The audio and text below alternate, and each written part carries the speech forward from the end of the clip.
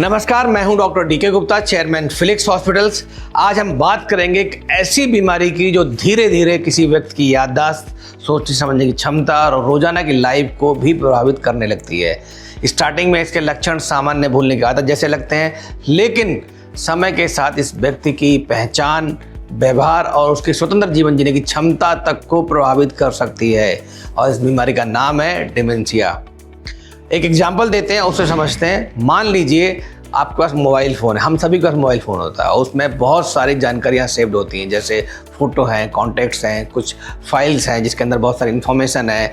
लेकिन अगर अचानक आपके फ़ोन की मेमोरी सिस्टम में खराबी होने लगे, वो करप्ट हो जाए, हैंग हो जाए, तो पहले क्या होगा, कुछ फाइलें खुलना बंद हो जाएंगी, फिर कुछ कॉन्टैक्ट्स गायब होना शुरू हो जाएंगे, फिर धीरे धीरे फ़ोन की जो ज़रूरी इन्फॉर्मेशन के अंदर सेव्ड है वो हो सकता है आपको एक्सेस ना हो।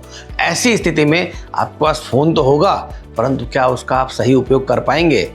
शायद नहीं कर पाएंगे। ऐसा ही हमारे ब्रेन से होता है। मतलब इसको दिमाग से जोड़कर समझते हैं। मोबाइल का मेमोरी सिस्टम मतलब हमारा मस्तिष्क यानी ब्रेन।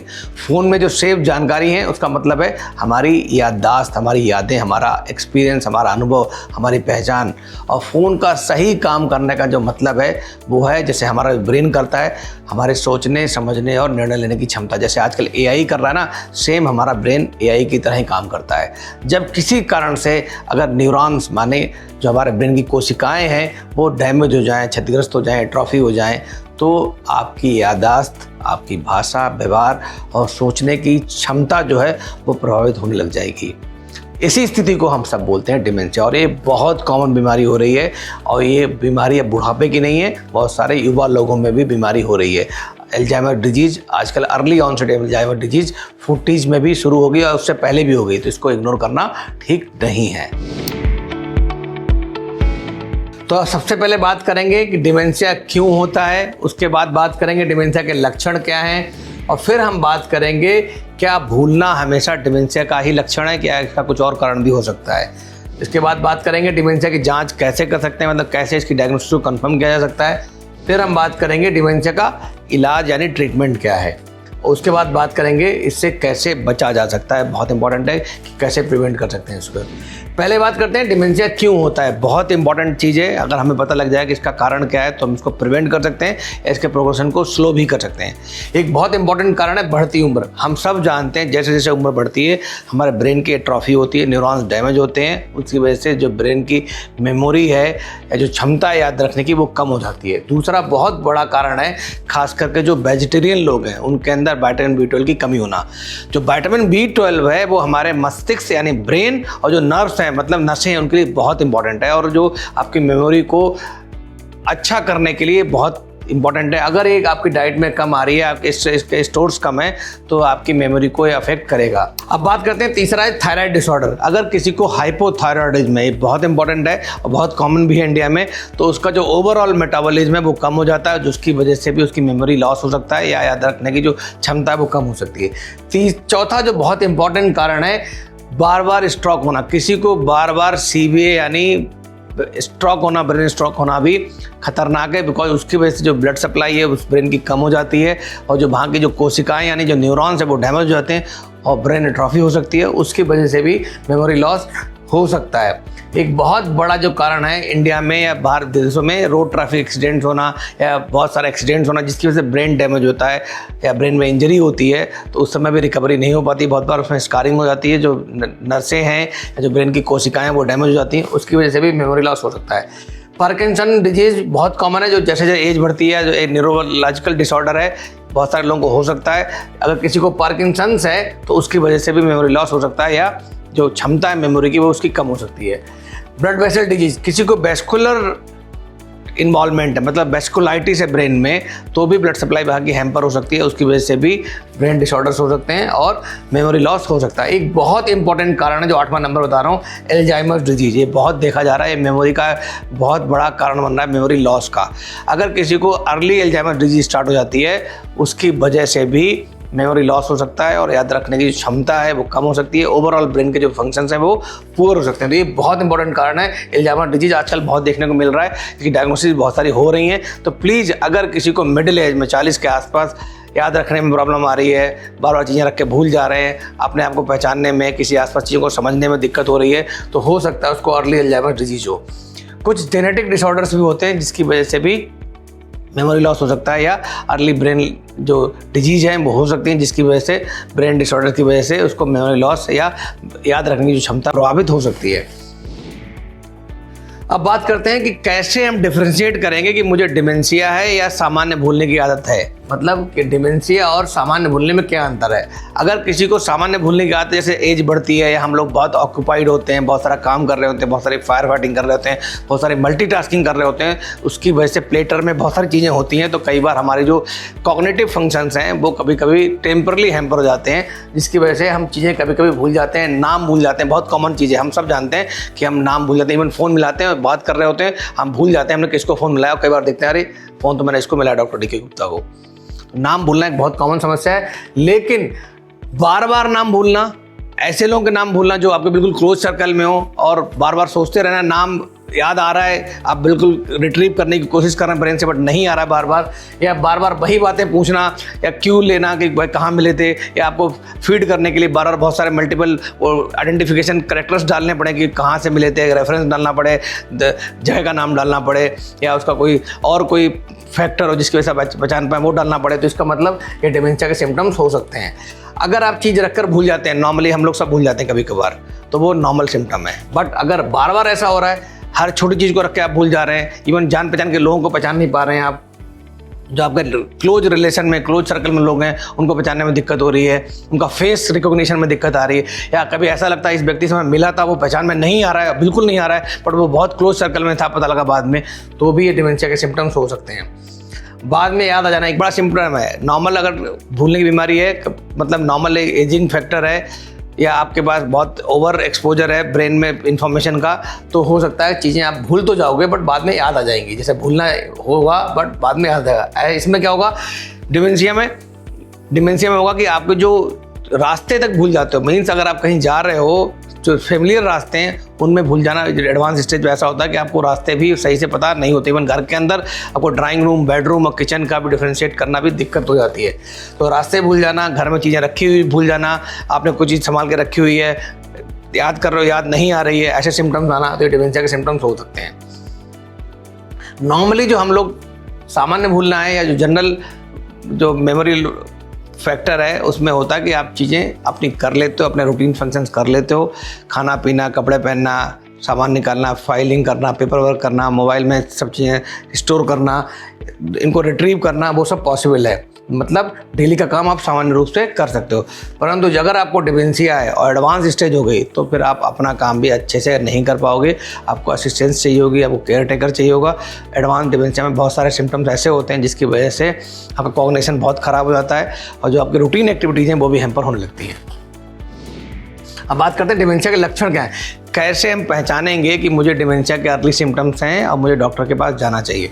पहला सिम्टम क्या है कि याददाश्त कमजोर होना। जैसे मैंने बताया कि मेमोरी लॉस होना, एक तो नॉर्मल वाली थी, अगर आपको फ्रिक्वेंट हो रहा है, बार बार हो रहा है, कॉमन चीज़ें भूल रहे हो, कॉमन दोस्तों को भूल रहे हो, कॉमन ऑब्जेक्ट्स को भूल रहे हो, या आपको किसी सेलिब्रिटी को नाम जानते हो, मिले हो, बट याद आ रहा है और रिट्रीव करने में बहुत प्रॉब्लम आ रही है, तो फिर ये याददाश्त कमजोर होने के लक्षण हो सकते हैं, मतलब डिमेंशिया के लक्षण हो सकते हैं। अगर डिमेंशिया का जो पहला सिम्टम यही है कि याददाश्त कमजोर होना, मतलब मेमोरी लॉस होना, चाहे वो पास्ट की रिसेंट मेमोरी हो या लॉन्ग टर्म मेमोरी हो। एक सवाल को बार बार पूछ रहा, मीन्स बहुत बार ऐसा होता है कि चीज़ें लोग समझ ही नहीं पाते क्या पूछ रहे हैं और बार बार भूल जा रहे हैं, वो उसी को रिट्रीवल साइकिल में चलते रहते हैं, तो बार बार एक ही सवाल को पूछना, ये सिम्टम हो सकता है। अपनी चीज़ें रख के कहीं भूल जाना कि पेन कहाँ रख दिया है, जूते कहाँ रख दिए हैं, सॉक्स कहाँ रख दिए, मोबाइल कहाँ रख दिया, रिस्ट वॉच कहाँ रख दी है। अगर ऐसी चीज़ें घर में हो रही हैं, बार बार हो रही हैं, तो आपको डिमेंशिया के सिम्टम्स हैं, मतलब इसको इग्नोर करना नहीं चाहिए। बहुत बार ऐसा होता है कि कई बार हम बोलते हैं बट हमें वो वर्ड नहीं मिल पा रहा होता है। बट अगर ये रेगुलर हो रहा है कि आप कुछ बोलना चाह रहे हो, आपको व्यक्ति का नाम याद नहीं आ रहा है, या आपको ये नहीं याद आ रहा है कि वो वर्ड कौन सा था, वोकेबुलरी में फाइंडिंग करना डिफ़िकल्ट हो जाता है, तो फिर ये सिम्टम्स है कि आपको ये डिमेंशिया का सिम्टम हो सकता है। अगर डिसीजन लेने में कठिनाई आ रही हो, मतलब कि अगर आपको डिसीजन ले रहे हो, बार बार डिसीजन लेने में प्रॉब्लम आ रही है, इट मीन्स आप एडवांस डिमेंशिया के स्टेज में आ रहे हैं, ये बहुत इंपॉर्टेंट सिम्टम है।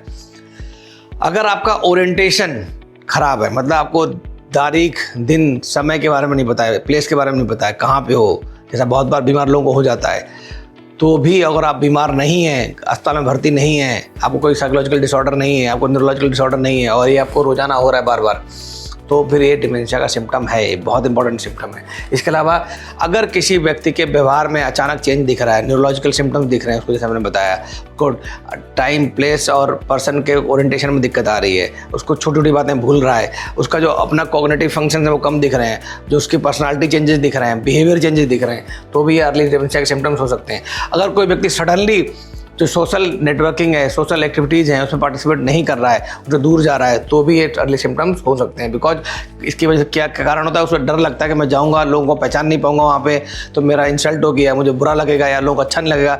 बिकॉज ऑफ इस सिम्टम की वजह से ये बंदा वो चीज़ें छोड़ देता है। तो अगर ऐसा कुछ हो रहा है तो ये भी अर्ली डिमेंशिया का सिम्टम है। अब बात करते हैं डिमेंशिया को कैसे कंफर्म करेंगे, डायग्नोसिस को कैसे कंफर्म करेंगे, कौन सी जांच करेंगे, बहुत इंपॉर्टेंट है। तो पहले तो मेडिकल हिस्ट्री, जैसा मैंने बताया कि अगर ऐसे साइन और सिम्टम्स किसी को आ रहे हैं तो फिर वो डिमेंशिया के अर्ली साइन सिम्टम्स हो सकते हैं स्क्रीनिंग में। इसका मतलब उसको हमें देखना पड़ेगा और बहुत सारे टेस्ट कराना पड़ेगा। तो सिम्टम्स हैं, पास्ट हिस्ट्री है या कोई फैमिली हिस्ट्री डिमेंशिया की है तो भी बहुत इंपॉर्टेंट है। साथ में क्या करते हैं, तो इसकी एक टीम होती है डॉक्टर्स की, एक न्यूरोलॉजिस्ट होता है और एक न्यूरो साइकोलॉजिस्ट होता है। दोनों मिलकर कुछ टेस्ट करते हैं, जिसमें एक मेमोरी असेसमेंट टेस्ट है, कॉग्निटिव फंक्शन टेस्ट है जिसमें हायर फंक्शन चेक करते हैं हम लोग, और न्यूरोलॉजिकल एग्जामिनेशन करते हैं जो न्यूरोलॉजिस्ट करता है। इन सबको करने के बाद प्रोविजनल डायग्नोसिस बनाई जाती है उसको डिमेंशिया है या नहीं है। इसका कुछ ब्लड टेस्ट भी कराने पड़ते हैं, जो एडवांस टेस्ट है, एमिलॉइड का लेवल वगैरह देखते हैं, वो टेस्ट कराने पड़ते हैं, उससे कंफर्मेशन हो जाता है। इसके अलावा एमआरआई ब्रेन बहुत इंपॉर्टेंट है, सीटी में बहुत फाइंडिंग नहीं मिलती हैं, बट और कंफर्मेटरी डायग्नोसिस के लिए पैट सीटी एक बहुत इंपॉर्टेंट अल्टरनेटिव है, स्पेशली जो न्यूरोलॉजिकल डिसऑर्डर्स के लिए देखते हैं हम लोग, तो पैट सीटी से भी डिमेंशिया को डायग्नोसिस किया जा सकता है। अब बात करते हैं इसका इलाज क्या है, बहुत इंपॉर्टेंट है। डिमेंशिया का इलाज पॉसिबल है, अगर अर्ली डायग्नोसिस कर लेते हैं तो उसकी ट्रीटमेंट कर सकते हैं और पेशेंट की क्वालिटी ऑफ लाइफ को हम बहुत इंप्रूव कर सकते हैं। तो पहले तो हम कुछ दवाइयाँ देते हैं, वो न्यूरोलॉजिस्ट के सुपरविजन में दी जाती हैं, तो उन दवाइयों से उसकी जो प्रोग्रेशन है एटलीस्ट वो स्लो कर दी जाती है और जिसकी वजह से उसकी जो लाइफ है वो बहुत इंप्रूव हो जाती है। मेमोरी एनहेंसमेंट थेरेपीज होती हैं, जो बिहेवियरल थेरेपी होती हैं वो करनी होती है, कॉग्निटिव ट्रेनिंग्स होती हैं, बहुत सारे ऐप आ गए हैं, बहुत सारे ऐसी एक स्किल्ड गेम्स हैं जिनको खेलने से, जिनको इन्वॉल्व होने से, जिनको करने से अपनी कॉग्निटिव ट्रेनिंग को इम्प्रूव कर सकते हो। बिहेवियरल थेरेपी होती हैं, फिजिकल एक्टिविटीज़, ये बिल्कुल देखा गया है कि अगर आप कार्डियो कर रहे हैं, फिजिकल एक्टिव हैं, तो आप डिमेंशिया होगा नहीं, अगर डिमेंशिया होगा तो स्लो प्रोग्रेशन होगा। तो फिजिकल एक्टिविटी स्पेशली कार्डियो बहुत इंपॉर्टेंट है। न्यूट्रिशनल सपोर्ट्स, जो बात करते हैं न्यूट्रिशनल सपोर्ट मतलब ऐसे खाना खाने से जिससे हमारे ब्रेन के फंक्शन इंप्रूव होते हैं, वो बहुत इंपॉर्टेंट है। खास करके जो मेडिटेरियन डाइट होती है जिसमें green leafy vegetable, seasonal fruits ये खाने चाहिए, प्लस ओमेगा जो फैटी एसिड्स वाले रिच फिश हैं जैसे सैल्मन फिश है वो सब खानी चाहिए। तो अगर वो सपोर्ट दे रहे हैं तो उससे भी बहुत मेमोरी इंप्रूव हो सकती है। परिवार की काउंसलिंग बहुत इंपॉर्टेंट है, बिकॉज परिवार वाले हमेशा समझते हैं तो बीमारी नहीं, ये कहीं ना कहीं अलग चीज़ है जिसकी वजह से पूरा उनका लाइफ का या पूरे फैमिली का जो इन्वायरमेंट है वो इकोसिस्टम वो ख़राब हो रहा है। तो कहीं ना कहीं परिवार की जो सपोर्ट है बहुत इंपॉर्टेंट। ऐसे बहुत सारे लोग मैंने देखे हैं, ऐसे अपने पेरेंट्स को वो कहीं ना कहीं जो ओल्ड एज होम्स हैं उसमें छोड़ देते हैं, बहुत सारे आश्रम में छोड़ देते हैं, वो बिल्कुल ठीक नहीं है। ऐसे केस में चाहते हो अगर आपका पेरेंट्स ठीक रहे, उनको क्वालिटी ऑफ लाइफ अच्छी रहे, उनका ब्रेन फंक्शंस अच्छे रहें या इंप्रूव हो जाए, प्रोग्रेशन स्लो हो जाए, तो प्लीज़ उनको अपने साथ रखिए और उनको परिवार का पूरा support, mental, physical, social, financial, हर तरह का सपोर्ट मिलना चाहिए, बहुत इंपॉर्टेंट है। और डॉक्टर से नियमित फॉलोअप कराना और ब्लड टेस्ट कराना ये भी बहुत इंपॉर्टेंट है, अगर हम चाहते हैं उसका प्रोग्रेशन स्लो हो या उसको हम प्रिवेंट कर सकें। अब बात करेंगे इससे कैसे प्रिवेंट कर सकते हैं, कैसे बच सकते हैं, because prevention is better than cure, हम सब जानते हैं। प्रिवेंशन कैसे कर सकते हैं, ब्लड प्रेशर अगर है तो उसे कंट्रोल रखें, अगर नहीं है तो ब्लड प्रेशर ना हो इसका ध्यान रखें, बिकॉज ब्लड प्रेशर बढ़ने से आपको सीबी यानी कि सेरेब्रोवास्कुलर अटैक्स बढ़ जाते हैं, मीन्स स्ट्रोक के चांसेस बढ़ जाते हैं और वो भी कहीं ना कहीं मेमोरी लॉस करता है, या इसकी वजह से बहुत सारे न्यूरॉन्स भी डैमेज होते हैं। जब ब्लड प्रेशर बढ़ता है तो जो ब्रेन के अंदर जो न्यूरॉन्स हैं वो डैमेज होते हैं, उसकी वजह से भी डिमेंशिया होने की संभावना बढ़ जाती है। दूसरा जो है डायबिटीज़ और कोलेस्ट्रॉल को कंट्रोल करें, ये बिल्कुल देखा गया। डायबिटिक न्यूरोपैथी होती है, डायबिटीज, लॉन्ग स्टैंडिंग डायबिटीज और अनकंट्रोल्ड डायबिटीज कहीं ना कहीं ब्रेन में बहुत सारे फंक्शंस को इन्वॉल्व करती है, अफेक्ट करती है, स्पेशली कॉग्निटिव फंक्शंस को अफेक्ट करती है, जिसमें मेमोरी भी है। तो इसलिए डायबिटीज़ को कंट्रोल करें। और कोलेस्ट्रॉल मतलब लिपिड प्रोफाइल, जो इसमें एलडीएल को कम कर रखना है, ट्राइग्लिसराइड्स को कम रखना है, कोलेस्ट्रॉल को कम करना है, एचडीएल को बढ़ाना है, ये बहुत इंपॉर्टेंट है। एक्सरसाइज, जैसे मैंने पहले बताया, एक्सरसाइज करना बहुत बड़ा एक सिंगल मोस्ट इंपॉर्टेंट फैक्टर है। डाइट और एक्सरसाइज बहुत इंपॉर्टेंट है। तो अगर एक्सरसाइज आप करते हैं नियमित, तो भी डिमेंशिया का जो प्रोग्रेशन है बहुत स्लो हो सकता है। एक जो स्किल्ड एक्टिविटीज, ब्रेन के लिए जो स्किल्ड एक्टिविटीज है, जैसे नई लैंग्वेज सीखना, नया गेम सीखना, नया कोई क्या नाम है एक्टिविटीज़ करना, सोशल गेट टुगेदर्स करना, मानसिक जो बुक्स पढ़ना, ये बहुत इंपॉर्टेंट है आपकी मेंटल जो स्किल्स हैं उनको इम्प्रूव करने के लिए। कोई नई लर्निंग कर लें, मैंने बताया, कोई नया गेम सीखें, कोई नई लैंग्वेज सीखें, नए लोगों से मिलना, नई जगह घूमना, कुछ भी नया करें। मतलब आपको कुछ ना कुछ नया अपने एज के साथ करते रहना चाहिए। अदरवाइज़ क्या होगा, आपका जो ब्रेन के कॉग्निटिव फंक्शन है वो स्लो हो जाएंगे। बहुत बार हम देखते हैं जो छोटे बच्चे होते हैं वो ब्रेन में बहुत ज़्यादा कस्टमाइज हो जाते हैं, उनसे एडेप्ट कर जाते हैं और बहुत सारे फंक्शंस को, ऐप्स को हमसे बेहतर कर लेते हैं, बिकॉज वो नया नया कुछ ना कुछ सीखते रहते हैं। हम बिकॉज एज के साथ साथ चीज़ें, हमारी लर्निंग कैपेसिटी है उसको कम करते हैं, उसकी वजह से प्रॉब्लम्स आते हैं। तो इसलिए हमें नई चीज़ें सीखते रहना चाहिए, बहुत इंपॉर्टेंट है। स्मोकिंग और एल्कोहल बहुत इंपॉर्टेंट रिस्क फैक्टर है। ये स्ट्रोक बढ़ाता है, हाइपरटेंशन को बढ़ाता है, हार्ट अटैक को बढ़ाता है और ब्रेन फंक्शन को भी डिक्लाइन करता है, इनको खराब करता है। तो ये बहुत इंपॉर्टेंट रिस्क फैक्टर है। आहार, जैसे मैंने बता दिया, संतुलित आहार मतलब मेडिटेरियन डाइट लेनी है, जिसमें ग्रीन लीफी वेजिटेबल्स हैं, आपको फ्रूट्स हैं वो बहुत सारे खाने हैं, सलाद खूब सारा लेना है, जो ऐसे फल खाने हैं जो सीजनेबल हैं, ऐसी मीट लेना है, जैसे फ़िश खाने जिसमें ओमेगा 3 फैटी एसिड, जैसे सैल्मन फिश है वो खानी है, या जो बेरीज हैं वो ब्रेन के लिए बहुत अच्छी होती हैं, अखरोट है, ड्राई फ्रूट्स में बहुत अच्छा होता है, बादाम है बहुत अच्छा होता है। इन सब का सेवन करें, आपकी सेहत के लिए बहुत अच्छा रहेगा। नींद एक सिंगल मोस्ट इंपॉर्टेंट फैक्टर है मेमोरी के लिए, इन्हेंसमेंट के लिए बहुत इंपॉर्टेंट फैक्टर है। अगर 6 से 8 घंटे से आप कम सो रहे हैं तो आपके ब्रेन के लिए एडवर्स है, ये बहुत इंपॉर्टेंट रिस्क फैक्टर है। अगर आप क्वालिटी ऑफ नींद अच्छी लेते हैं, मतलब आपको अगर कोई स्लीप डिसऑर्डर नहीं है और स्लीप की क्वालिटी अच्छी है, स्लीप की ड्यूरेशन भी अच्छी है, तो आपको ब्रेन की जो फंक्शंस हैं वो अच्छे रहेंगे, कॉग्निटिव फंक्शंस इंप्रूव होते रहेंगे और मेमोरी लॉस यानी डिमेंशिया का भी खतरा कम हो जाएगा। सोशली एक्टिव रहना बहुत इंपॉर्टेंट है। आप देखेंगे जो जितने भी पॉलिटिकल लीडर्स होते हैं, पॉलिटिशियंस होते हैं, वो लंबा जीतते हैं, उनकी मेमोरी भी लंबी रहती है, बिकॉज वो सोशली बहुत एक्टिव रहते हैं, लोगों से बहुत सारे मिलते रहते हैं, लोगों का नाम याद रखते हैं, लोगों को हेल्प करते हैं, सपोर्ट करते हैं। तो सोशली एक्टिव रहना ही बहुत इंपॉर्टेंट है। और सबसे इंपॉर्टेंट लास्ट वाला पॉइंट है कि अपने हेल्थ चेकअप रूटीन जरूर कराएं, जिसमें बेसिक ब्लड टेस्ट कराना, स्क्रीनिंग कराना, इवन MRI ब्रेन कराना, साल में 1-2 बार, साल या 2 साल में 1 बार कराना। बेसलाइन बहुत इंपॉर्टेंट है, उससे हमें आपकी ब्रेन की बेसिक चीज़ें पता लग जाती हैं। अगर कोई ऐसे सिम्टम्स आते हैं तो उसका हम फॉलोअप में टेस्ट वो करा के उसको रिव्यू कर सकते हैं, असेस कर सकते हैं कि बीमारी का प्रोग्रेशन है या नहीं है। अगर प्रोग्रेशन है तो उसके हिसाब से हम ट्रीटमेंट भी स्टार्ट कर सकते हैं, उस प्रोग्रेशन को स्लो या कंट्रोल कर सकते हैं। तो आपने समझा, डिमेंशिया जो है वो केवल भूलने की बीमारी नहीं है, ये एक ब्रेन का डिसऑर्डर है, बीमारी है, ये एक ऐसी कंडीशन है जो व्यक्ति की याददाश्त को तो खराब करती ही करती है, उसकी सोचने समझने की क्षमता को भी प्रभावित करती है, इवन उसके जीवन जीने की जो प्रक्रिया है, जो उसकी क्षमता है, उसको भी प्रभावित कर देती है। उसकी लाइफ को इंडिपेंडेंट जीना भी उसके लिए मुश्किल हो जाता है। अगर हम इसको सही समय पर पहचान लें, सही समय पर डायग्नोसिस बना लें, सही इलाज देते हैं और परिवार के लोगों का सहयोग रहे मरीज के लिए, तो उसकी जो क्वालिटी ऑफ लाइफ है उसको बहुत बेहतर किया जा सकता है। याद रखिए, यदि किसी व्यक्ति में बार बार भूलने की समस्या हो, पहचानने में परेशानी हो रही हो, उसके व्यवहार में रिसेंट चेंजेस दिख रहे हो, आपको ऐसे कोई भी लक्षण दिख रहे हो, तो उसको बिल्कुल इग्नोर नहीं करना चाहिए। हमें ये नहीं मानना चाहिए कि उम्र का असर है, इसको समझ के नज़रअंदाज नहीं करना चाहिए। ऐसे व्यक्ति को तुरंत किसी न किसी न्यूरोलॉजिस्ट या फिजिशियन को दिखाना है। अगर डिमेंशिया के सिम्टम्स हैं, डिमेंशिया के साइन हैं और डायग्नोसिस पे कंफर्म होता है तो उसका इलाज भी कराना चाहिए किसी क्वालिफाइड न्यूरोलॉजिस्ट से, अच्छे अस्पताल में, अच्छे सुपरविजन में। ये बहुत इंपॉर्टेंट है। Thank you so much.